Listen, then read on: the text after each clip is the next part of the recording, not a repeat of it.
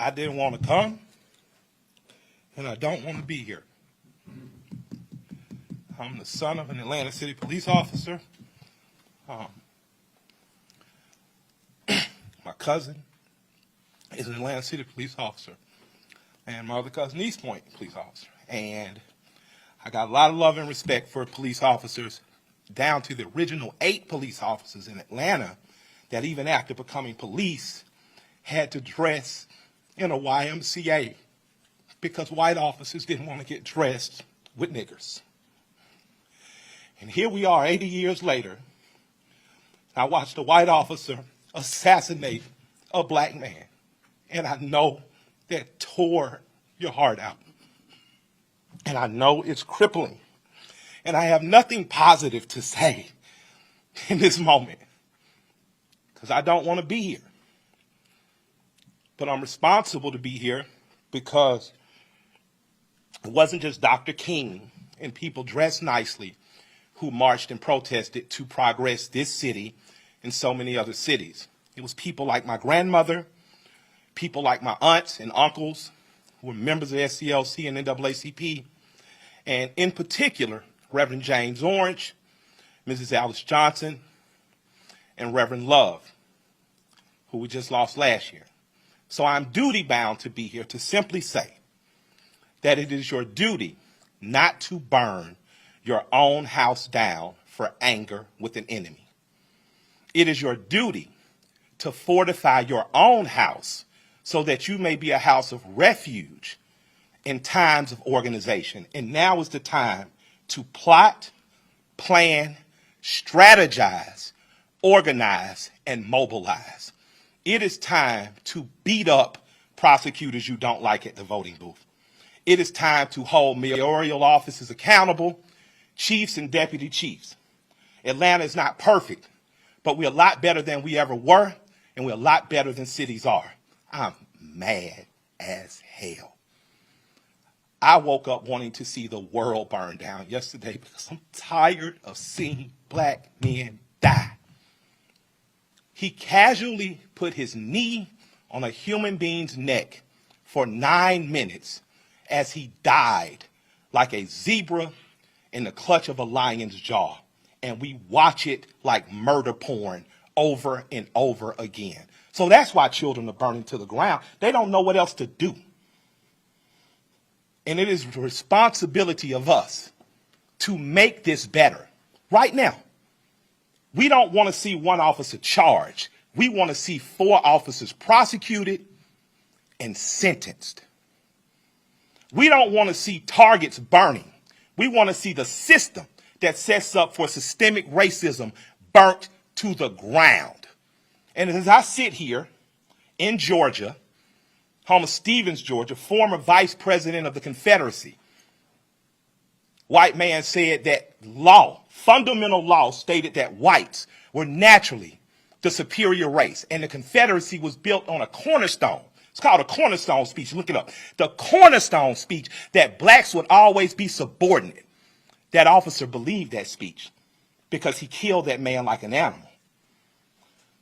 In this city, officers have done horrendous things and they have been prosecuted. This city's cut different. In this city, you can find over 50 restaurants owned by black women.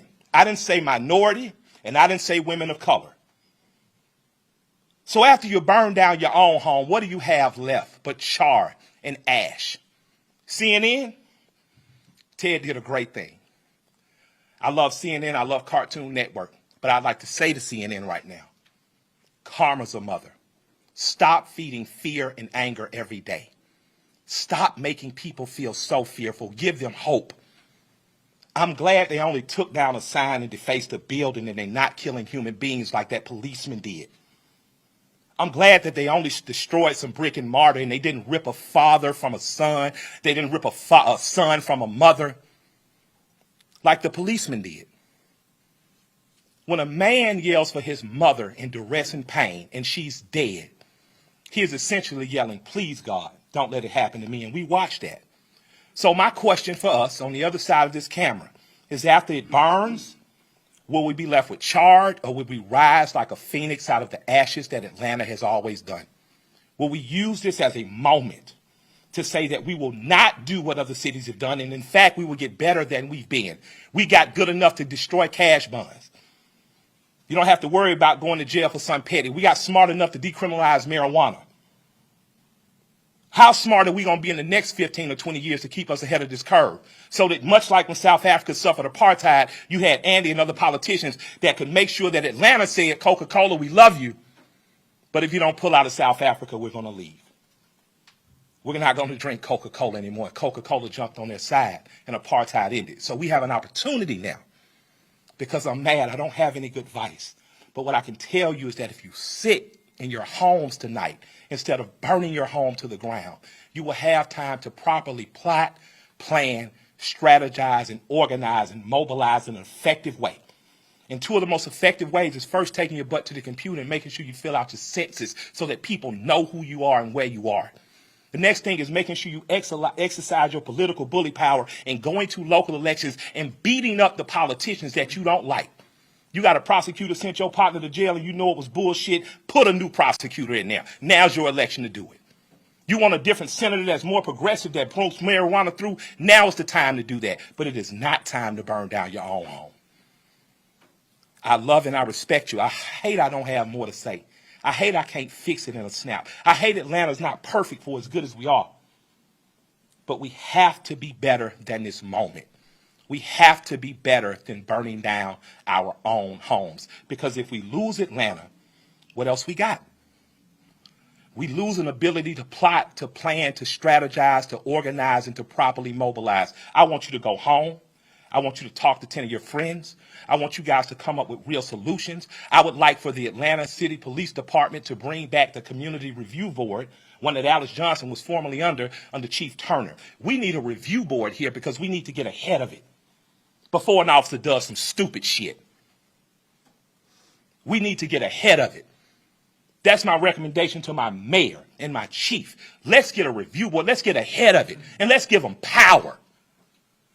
We don't need an officer that makes a mistake once, twice, 3 times, and finally he kills a boy on national TV, and the next thing you know, the country is burning down.